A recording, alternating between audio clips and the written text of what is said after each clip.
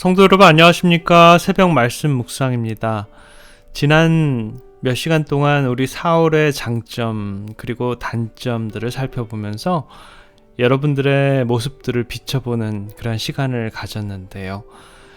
여러분들은 우리들의 장점과 단점을 통해서 하나님께서 우리를 어떻게 보시는지를 한번 생각해 보셨습니까? 사울의 장점이 단점을 가려서 구원의 길로 걸어가는 길이 참 힘들어 보입니다. 그렇지만 우리 하나님께서는 그런 사울에게도 끝까지 용서해 주시고 또 다른 기회를 허락하시는 분이시죠. 사울은 길갈에서 사무엘의 책망을 받고 기분이 많이 상했습니다. 그때 후로 사울은 선지자와의 거의 교제를 하는 일이 없었다라고 합니다. 이런 성격의 소유자를 영어로 stubborn하다라고 이렇게 하는데요. 자신의 뜻을 잘 굽히지 못하고 하는 그러한 사람이 바로 사울이었습니다. 사무엘의 책망에 분노하여서 그때부터 할 수 있는 대로 그를 피했다라고 하죠. 그런 그에게 하나님께서는 사무엘을 통해 사울에게 또 한 번의 기회를 허락해 주십니다. 사무엘은 말합니다. 만군의 여호와께서 이같이 말씀하시기를 아멜렉이 이스라엘에게 행한 일, 곧 애굽에서 나올 때 길에서 대적한 일을 내가 추억하노니 지금 가서 아멜렉을 쳐서 그들의 모든 소유를 남기지 말고 진멸하되 남녀와 소아와 젖먹는 아이와 우양과 약대와 나귀를 죽이라 하셨느니라. 또 한 번의 기회, 하나님의 백성에게 가장 먼저 광야에서 전쟁을 걸어온 민족 아멜렉. 하나님께서 반항하고 비열한 우상숭배에 빠져서 도무지 구제할 수 없는 그런 민족이죠. 하나님께서는 아멜렉의 심판의 도구로 사울 왕을 택합니다.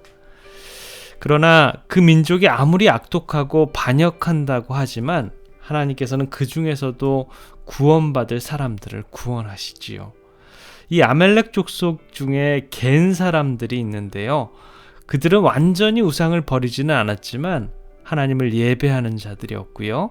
이스라엘 백성들과도 친한 그러한 사람들이었습니다. 그 겐 사람들 중에 모세의 처남 호밥도 있었는데요. 하나님께서는 모든 아멜렉 족속들을 멸망시킨 것이 아니라 겐 사람들은 멸망시키지 않고 구원함을 볼 수 있습니다. 이처럼 역사는 반복되고 하나님의 자비와 은혜는 계속해서 전해집니다. 하나님의 역사와 능력은 사울의 손에 주어지고 하나님의 심판의 칼로서 사울이 진두지휘를 하게 되지요. 블레셋 사람들을 패배시키고 모압과 암몬과 에돔과 또 이번에는 아멜렉과 더불어서 전쟁을 해서 가는 곳마다 승리를 이끌게 됩니다.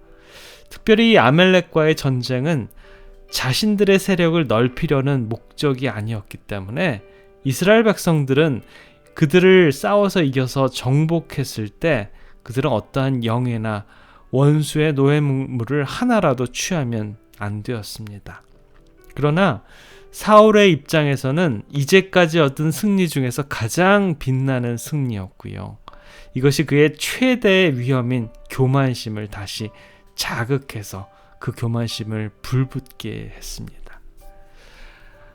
사울은 아멜렉 왕인 아각을 살려둠으로 그의 자만심을 높이게 되었고요. 소와 양과 집나라는 짐승 중에 가장 좋은 것들은 하나님께 제물로 드리려고 남겨두었다라는 구실로 따려 구별했지만 결국에는 자신의 사리 사욕을 챙기기 위해서였습니다. 하나님의 용서하심과 자비도 그렇게 행동하는 사울을 보면 하나님께서 얼마나 가슴이 아프셨을까요?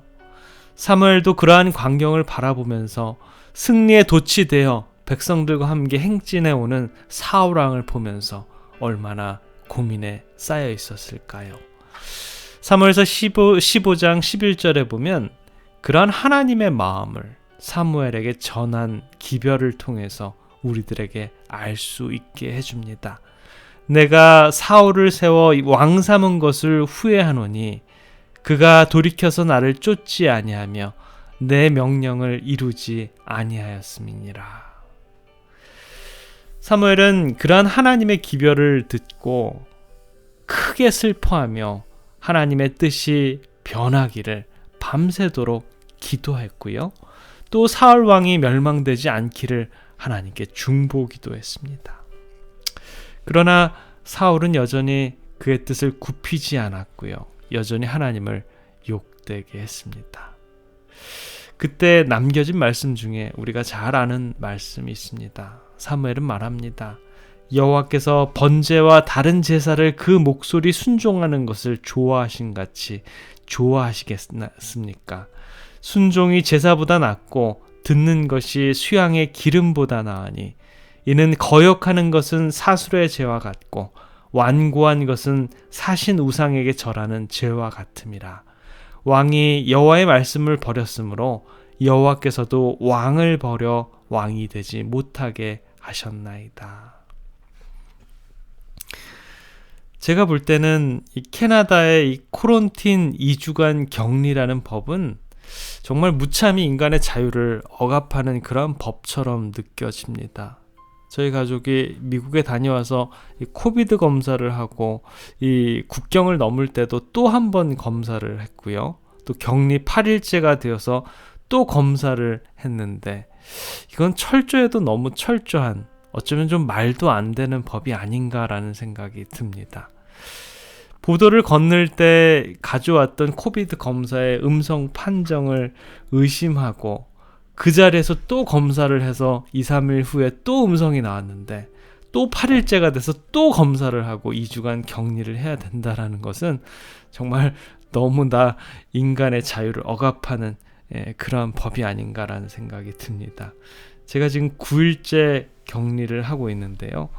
거의 매일 이 의료계에서 전화가 오고 또는 찾아온다라고도 합니다.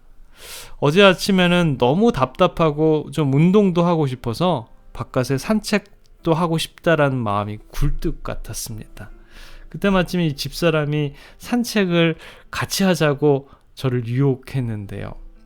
나도 같이 가서 한 10분만 걸을 걸 하면서 후회를 했습니다. 그런데 집사람이 나가고 난 다음에 5분도 지나지 않아서 의료 당국에서 진짜 문을 두드리고 찾아온 것입니다. 만약에 집사람과 같이 나갔다면 벌금이 100만 불이라는데 정말 아찔한 순간이었습니다. 그래도 이 법이 어떤 법인지 좀 말도 안 되지만 그 법에 순종하는 것, 법을 준수하고 법 테두리 안에 있는 것이 참 다행이구나라는 그런 생각을 하게 되었습니다. 하물며 하나님의 마음은 어떠하실까요? 하나님께서는 우리들에게 왜 순종하시기를 원하실까요? 인간적인 그런 우리들의 잣대에 보면 하나님의 법이 좀 어쩌면 좀 엉뚱하고 이건 좀 너무하다라고 생각하기도 하고, 그렇지만 우리는 사울의 모습을 통해서 우리 하나님의 백성들에게 하나님께서는 순종을 교육하시는 그 모습을 보게 됩니다. 사울 왕의 교만과 하나님의 뜻을 순종하지 못해서 결국엔 그의 왕위도 박탈당하게 되지요. 사울이 처음에 가졌던 그러한 겸손함을 끝까지 유지하고 끊임없이 하나님께 지혜로서 인도함 받기를 원했더라면 얼마나 아름답게 하나님의 축복과 은혜를 누렸을까요? 오늘을 살아가는 우리들도 하나님께 순종하지 못했던 것들은 무엇이었는지 깊이 반성하는 하루의 삶이 되기를 간절히 기원합니다. 기도하겠습니다. 사랑의 아버지 하나님, 오늘 저희들에게 아주 중요한 교훈을 사울을 통해서 알게 해주셔서 감사합니다. 우리 하나님의 백성들의 삶이 하나님께 드려지는 삶, 순종하는 삶이 되도록 주님께서 인도해 주시옵소서. 아버지, 저희들 주님께 겸손하고 순진한 정신으로 온전히 우리 하나님의 사업을 받드는 주님의 거룩한 백성들이 되도록 주님 저희들을 사랑해 주시고 축복해 주시옵소서. 이 팬데믹 기간도 이제 거의 끝을 향해 가고 있습니다. 온전히 이것들이 종식될 수 있도록 주님 도와주시고 끝까지 주님의 백성들을 안전히 지켜 보호해 주시옵소서. 우리 구주 예수 그리스도의 이름으로 간절히 기도드립니다. 아멘.